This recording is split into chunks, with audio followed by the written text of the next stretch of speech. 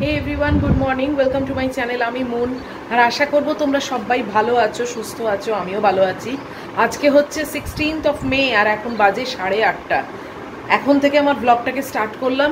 সকাল থেকে টুকটাক কাজ সেরে গুড্ডির সঙ্গে চ্যাটিং করে এইবারে আমি সোফা থেকে উঠে দাঁড়িয়েছি, রান্নাঘরে যাব এবং তোমাদেরও সামনে এলাম।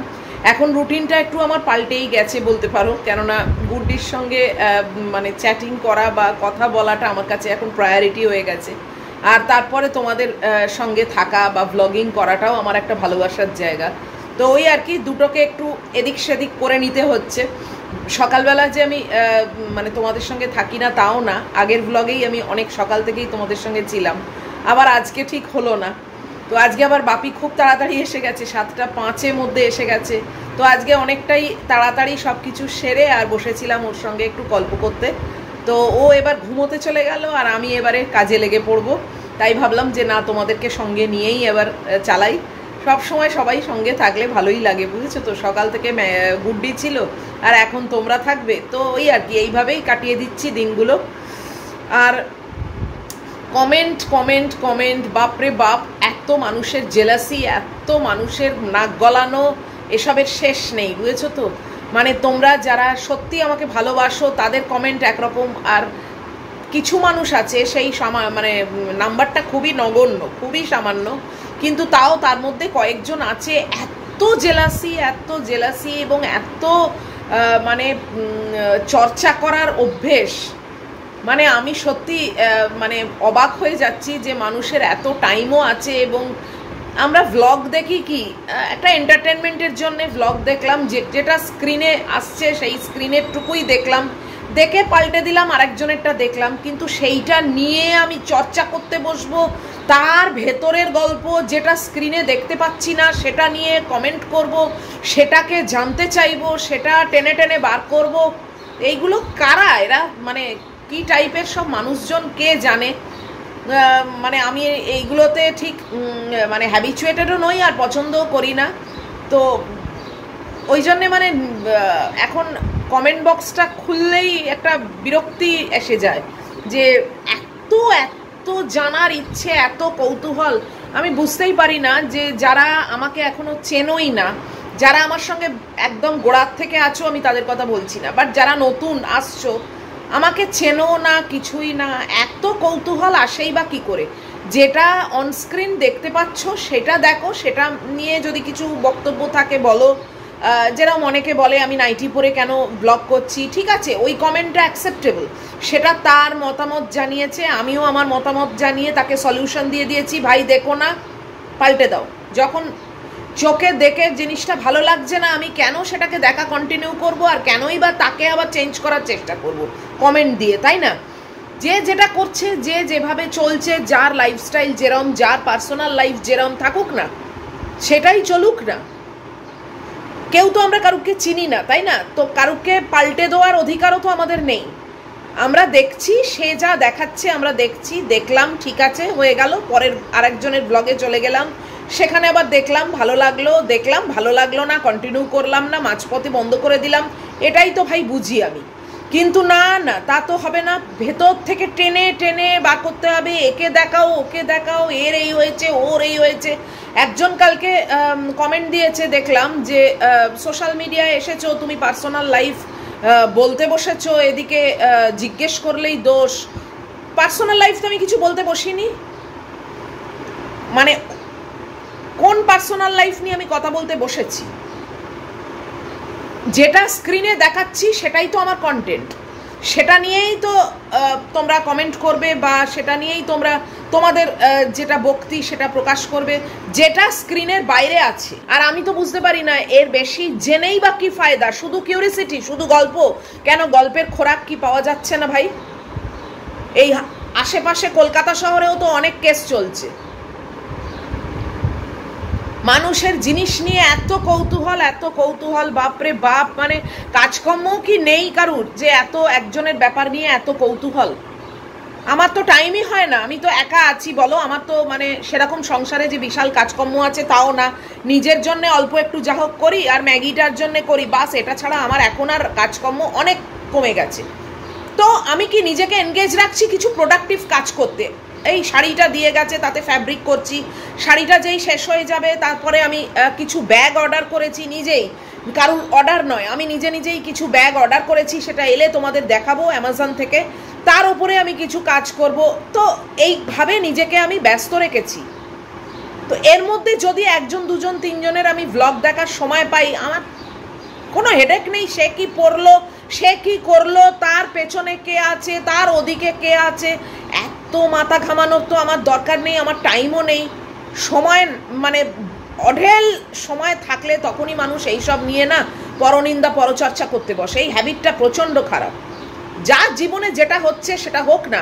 সে কি অন ক্যামেরা তোমাদের কাছ থেকে মানে উপদেশ চেয়েছে? সে কি তোমাদের কাছ থেকে কোনো জ্ঞান চেয়েছে? চায়নি তো।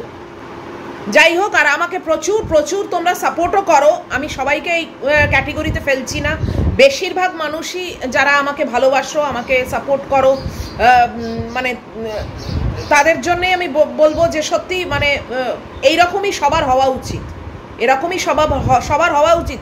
প্রত্যেকের প্রাইভেট লাইফে নাক গলানোটা একদমই অনুচিত, এটা বাধ্যতামূলক নয় এবং এটা উচিতও নয়, এটা কারুর জন্যে উচিত না যে প্রত্যেকের আমি ভেতরে ঢুকবো। কেন ভেতরে ঢুকবো ভাই? নিজের ভেতরটা নিয়েই চর্চা করি না, অন্য লোকের ভেতর নিয়ে জেনে কি হবে?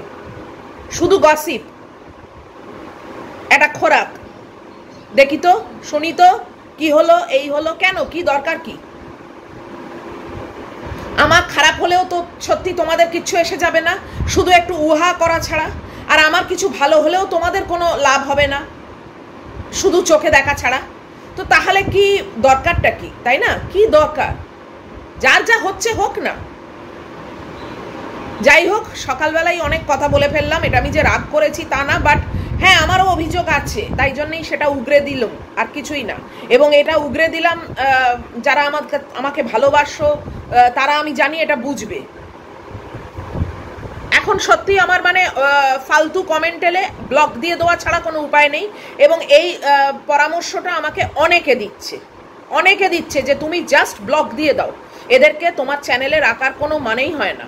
আর সত্যিই তাই, আমি চিন্তা করে দেখলাম যে এদেরকে ব্লক দিয়ে দেওয়াটাই ঠিক।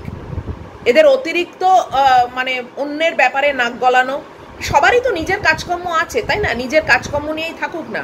অন স্ক্রিন যেটা দেখতে পাচ্ছ সেটা নিয়ে বক্তব্য করলে ঠিক আছে, সেটা অ্যাকসেপ্টেবল, কিন্তু যেটা অন স্ক্রিন দেখতে পাচ্ছ না, এই যে কথাটা যে তুমি লাইফস্টাইল ব্লগ দেখাতে এসছো, জিজ্ঞেস করলেই দোষ। লাইফস্টাইল ব্লগের মধ্যে কি আমার এই জিনিসগুলো, যেগুলো আমি একটা ওয়ার্ড উচ্চারণ করেছিলাম, সেটা কি আমার লাইফস্টাইল ব্লগের মধ্যে আছে? সেটা আমার লাইফস্টাইল ব্লগের মধ্যে নেই। সেটা কি আমার স্ক্রিনের মধ্যে দেখা যায়? না, দেখা যায় না। তাহলে সেটাকে নিয়ে টানা হচ্ছে কেন? কি জন্যে? শুধু কি মানুষ খোরাক খোঁজে তাই জন্যে? কি জাস্ট খোরাক, যে এর ব্যাপারে কিছু জানা যায় না, এর ব্যাপারে একটু একটা ওয়ার্ড শুধু যখন পেয়েছি সেটাকে নিয়ে টেনে বার করি কেন?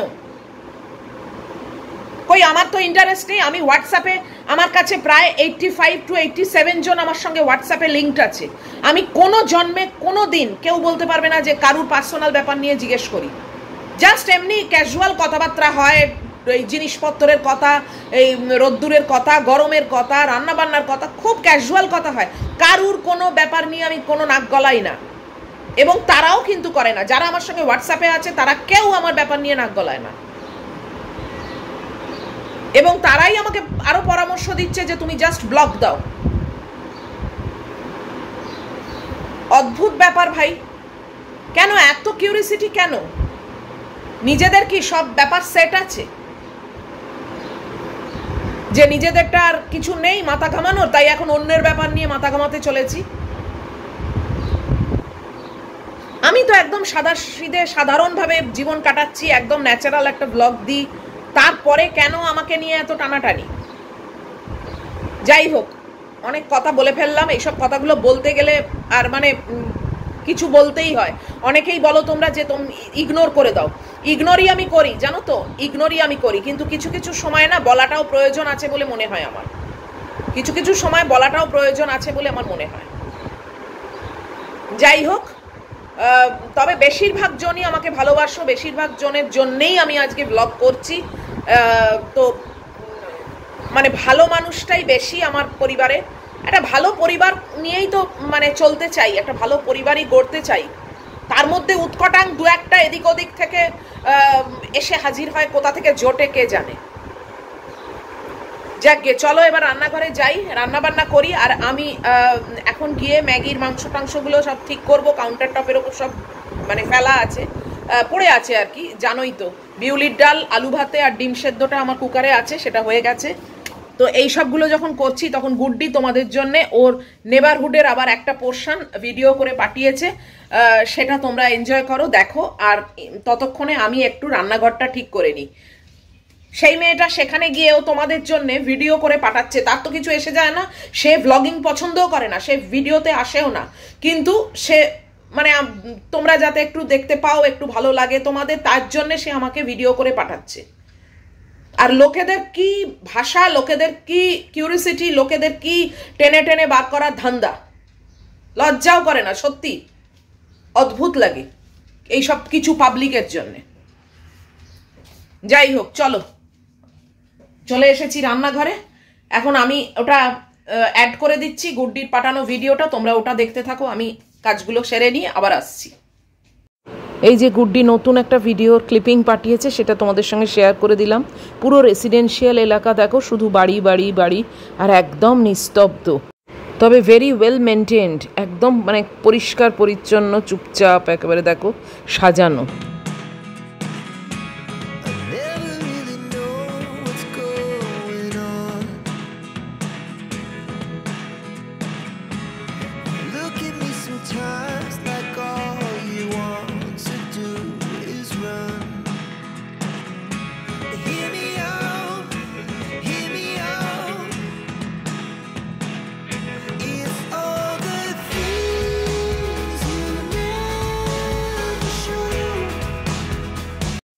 এদিকে আমি বিউলির ডালটা চাপিয়ে দিলাম।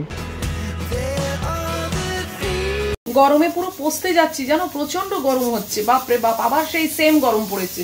আর এখানে ম্যাগির মাংস হচ্ছে, এখানে আমার আর ম্যাগির ভাত হচ্ছে, আর এখানে বিউলির ডালটা চাপিয়ে দিলাম। আবার যারা নতুন যারা আমার পরিবারে জয়েন করেছো, তারা আবার মনে করো না যে কড়াটা কি নোংরা, মানে ওটা নিয়ে আবার আর একটা ব্যাপার। তো আমি বলেই দিচ্ছি, আমাদের এখানে এত আয়রনের মানে জলেতে এত আয়রন যে এই কড়াটা অনেক দিন ধরে ইউজ হয়নি, জল লেগেছিল, সেখান থেকে দাগ হয়ে গেছে। দাগটা তোলা যাচ্ছে না, এবং আমার তাতে কিছু এসে যায় না, পরিষ্কার করে মাজা করা, জাস্ট জলের মানে আয়রনের দাগ হয়ে গেছে। তো বলে দিলাম আর কি। এখন এমন অবস্থা হয়েছে, প্রত্যেকটা মানে মানুষ বসে আছে, কোনটায় কি দেখা যায়। আর এটা যেহেতু অন স্ক্রিনে দেখানো হচ্ছে, তাই এটা আমার কন্টেন্টের মধ্যেই পড়ে, তাই জন্য আমি এটা বলে দিলাম। তো চলো এটা করে, আর কিছু বেশি করার নেই, শুধু এই যে পটল একটু কেটে রেখেছি, পটলগুলো নষ্ট হয়ে যাবে বলে পটলটা ভাজবো, আর ডিমের অমলেট করব, বাস। এই আলু ভাতে, ডাল, ডিমের অমলেট আর পটল, এই পটল ভাজা, এই হচ্ছে আমার আজকে লাঞ্চ মেনু। আর ম্যাগির তো এখান থেকেই ভাত হয়ে যাবে, আর মাংস হচ্ছে। এবার ব্রেকফাস্ট করব। ব্রেকফাস্টে আজকে আর বেশি কিছু নেবো না ভাবছি, দেখি। আম পড়ে আছে, পেঁপে পড়ে আছে, ওটা আবার কদিন খাওয়া হয়নি, দেখি কি করি না করি, এখনো আনডিসাইডেড। তো করছি, আগে বিউলির ডালটা করুক। এখানে দেখো ভাত আবার উঠছে, বড় ডেচকিটায় করিনি জানো তো, অল্প ভাত, আর কি অত বড় ডেচকিটা করবো, তাই জন্য এই সসপ্যানেই দুজনেরটা গুঁতোগুঁতি করে বসিয়ে দিয়েছি। হ্যাঁ, তোমরা যে দেখলে গুড্ডির নেবারহুডটা ভিডিওটা, মানে যেটা পাঠিয়েছে ও বাড়ি ঘর ধরে, তোমাদের কেমন লাগলো অবশ্যই জানিও। আমার তো বেশ ভালোই লাগলো, যদিও আমার এগুলো দেখা, তবে এই সাবাবটায় আমি কখনো থাকিনি, আসিনি। আর সিকিউরিটি রিজনের জন্য আমি সাবাবের নামটা আমি মানে বলছি না অন ক্যামেরা। তো যাই হোক, মানে বস্টনের কাছে আর কি, বস্টনের মধ্যেই আবার সাবাব আছে, তো ছোট ছোট জায়গা, তো এটা একটা ওরকমই জায়গা। তো ওখানকার রেসিডেন্সিয়াল এলাকাগুলো এরকমই হয়। তো আমি অন্য অন্য রেসিডেন্সিয়াল এলাকা দেখেছি, বাট পার্টিকুলার এই রেসিডেন্সিয়াল এলাকায় আমি কোনোদিন আসিনি। যাই হোক, তো কেমন লাগলো জানিও। চলো, বিউলির ডালটা আবার কমে আসছে। বিউলির ডালটা নাবিয়ে কড়া ধুয়ে এবার আমি পটলটা ভেজে নিচ্ছি, আর এই কড়াতেই আমি ডিমটাও ভেজে নেবো, অমলেটটা, ফাঁকিবাজি যতটা হয় আর কি। দর করে ঘামছি জানো, রান্নাঘরের পুরো পাট মিটিয়ে দিয়ে এসছি। উফ, এই ফ্যানের তলায় দাঁড়িয়েছি। এই 2-3-4 দিন একটুখানি ভালো ছিল না, একটু বৃষ্টি বৃষ্টি মতো, একটু মানে গরম ছিল, বাট হিউমিডিটিটা এত ছিল না বলে মানে পচতে যাওয়ার ব্যাপারটা ছিল না। আর এখন মানে আবার সেম, যেন প্রচণ্ড গরম হচ্ছে। অনেকে তোমরা হোয়াটসঅ্যাপেও লিখছো যে প্রচণ্ড গরম বেড়ে গেছে, সত্যিই তাই। আজকে তো এক্সট্রিম, একদম সেই আগের মতো অবস্থা। এখন বাজে 9:35 আর আমি চলে এসেছি ব্রেকফাস্ট নিয়ে। তোমাদের দেখাচ্ছি শুধু ফ্রুটস, একটা ডিম সেদ্ধ আর এক কাপ দুধ, বাস। এইটা খেয়ে আমি চান টান করে নেবো, নিয়ে আবার ফ্যাব্রিকের কাজ নিয়ে বসবো। চলো বসি। এই যে পেঁপে আছে, আম আছে, আর 3-4টে লিচু ছিল নিয়েছি, আর এখানে একটা ডিম সেদ্ধ আছে, আর এই যে দুধ আছে।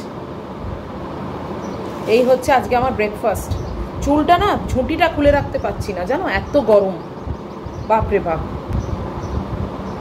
আজকে তোমাদের ম্যাগুকে দেখানো হয়নি না, ম্যাগু খাটের তলায় ঢুকে আছে, পরে দেখাচ্ছি।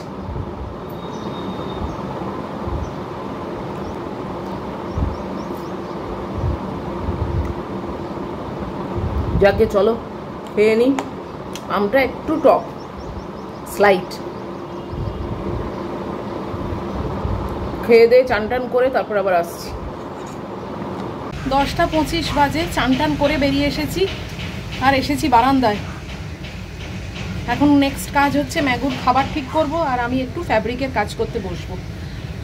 প্রচণ্ড রোদ জানো, চানটা করে এসেও মানে মনে হচ্ছে যেন গরম হালকা, মনে হয় বাথরুমে মানে বেটার ছিলাম।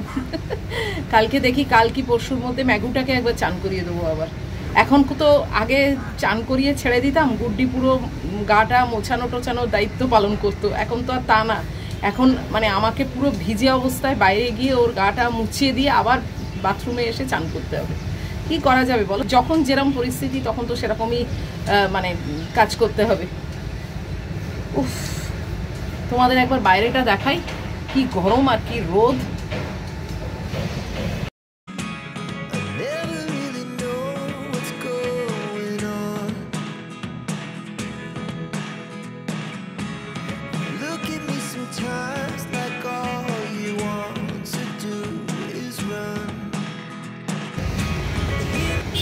কোথায় যে এত হাওয়া তার নেই ঠিক, নাইটি একদম উল্টে গেছে।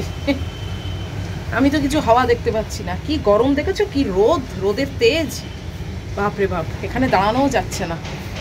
চলো ভেতরে চলে যাই, গিয়ে ম্যাগির খাবারটা রেডি করি। মহিলাকে আজকে তোমাদের দেখানো হয়নি, দাঁড়াও মহিলাকে একটু দেখিয়ে দিই। এই যে জানলার তলায় মহিলা বসে আছে, দেখো। এবার খাওয়া মানে খাবার দেবো ওকে, দেখিয়ে দিয়েছি, বসে আছে, গরম হচ্ছে ওর। বাইরে বসেছিল তো, যে কারণে পাখাটা চালাইনি, এবার পাখাটা চালিয়ে দিই, তাহলে ওর একটু আরাম হবে। উফ, চলো ম্যাগুর খাবারটা রেডি করি। খাবার দেরি আছে, খাবার এখনই যে পাখাটা চালিয়ে দিলাম, এই দে, আরে বসে আছে। খাবার এখন টাইম আর অনেক দেরি, কিন্তু আমি কাজ সেরে নিয়ে তারপরে ফ্যাব্রিকের কাজ করতে বসবো। চলো রাখি এখন, এখানেও পাখা চালিয়ে দিই, পাখা ছাড়া থাকাই যাচ্ছে না। 12:30 বাজে। এই যে শাড়ি টাড়ি সব তুলে রেখেছি, র্যাপ আপ করে ফেলেছি, অনেকক্ষণ ধরে করছি। আর হাতের ব্যালেন্স নেই, বেশিক্ষণ কন্টিনিউয়াসলি করলে না হাতের ব্যালেন্সটা চলে যায়, সেই সূক্ষ্মতাটা থাকে না, ওই জন্যে স্টপ করে দিয়েছি। যখনই দেখছি হাত আর নড়ে যাচ্ছে, তার মানে কি আর হাতের ব্যালেন্স নেই, বন্ধ করে দিয়েছি। এর মধ্যে উঠে আবার ম্যাগিকে খাইয়েছি। ম্যাগি আজকে নিজে নিজে প্রায় 70% খেয়ে নিয়েছিল জানো। আমি তখন পেন্টিং মানে ফ্যাব্রিক করছি, পেছনে ফিরে দেখলাম ও খেয়ে নিচ্ছে নিজে নিজে। তারপর বাকি যেটুকু পড়েছিল সেটুকু খাইয়ে দিয়েছি।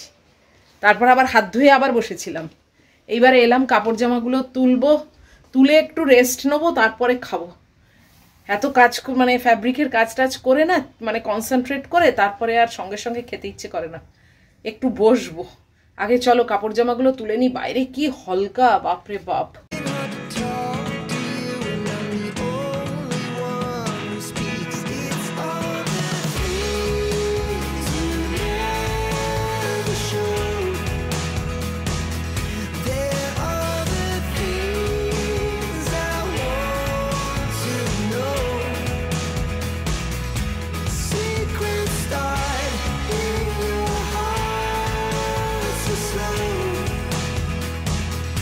But if you don't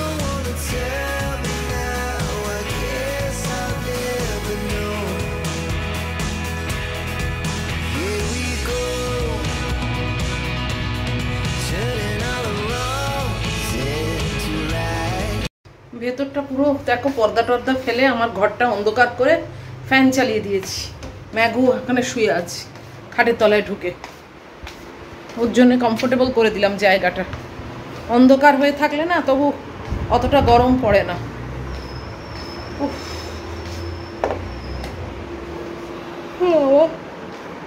একটু বসে একটু রিল্যাক্স করি, তারপরে খাবো। কটা বাজে বাবা, 12:45 হতে চললো। ঠিক আছে, 1টার সময় খেলেই হবে। একটু বসি, বাইরে একদম পুরো রোদ্দুরে হলকা বেরোচ্ছে। এই যে লাঞ্চ নিয়ে বসে পড়েছি অ্যাট লাস্ট।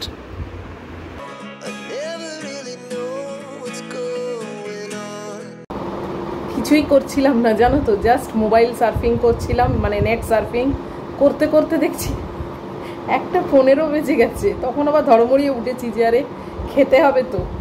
চুলটাকে পুরো টেনে বেঁধে রেখেছি জানো, এত গরম হচ্ছে না কি বলবো। তাড়াতাড়ি খেয়ে দিয়ে রান্নাঘর সব পরিষ্কার হয়ে গেছে, তো তাড়াতাড়ি খেয়ে ঘরে ঢুকে এসিটা চালাতে পারলে বাঁচি। উফ, কদিন ধরে একটু ঠান্ডা ঠান্ডা মতো দিল, একটু আনন্দ করলাম, তারপরে আবার ব্যাক টু সেই যা অবস্থা ছিল তাতেই।